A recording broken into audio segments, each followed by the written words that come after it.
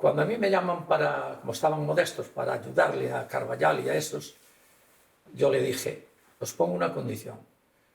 Yo no vengo al fútbol de tercera división para estar aquí, vengo para ir a primera. E todo o mundo tomou a cachondeo. Eu tiña a mentalidade de que en segunda vez xa tiña que ter un equipo que me valera para segunda. Lógicamente, fichó gente que con hambre de querer. Con hambre, pero él apretaba, Hai unha que no cosa. andaba, él nos daba todo, pero también apretaba. Aquí era un consultorio. Todo está igual que lo dejé, simplemente tiene más trofeos. O sea que han ganado algo por ahí. Cando fichei a Nacho no Celta expulsaban cada... Xogaba un partido, descansaba outro.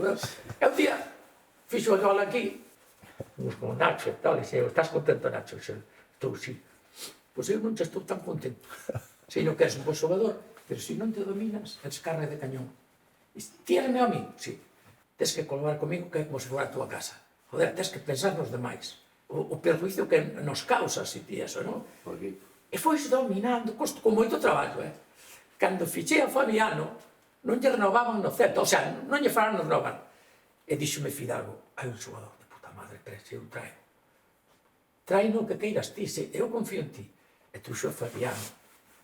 A la gente la tienes que camelar yendo para arriba, teniendo un buen equipo que vaya siempre arriba, que dé espectáculo.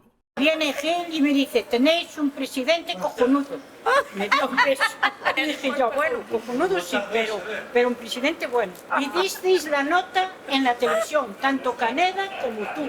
Bueno, pero el presidente es cojonudo, ¿eh? Hombre, si estás favorecido. Carajo, capitán general. Sí, está perfecta. Si la afición acude a San Lázaro, yo sé que el Compostela puede subir otra vez, porque yo también daré algunas claves para que eso pueda suceder.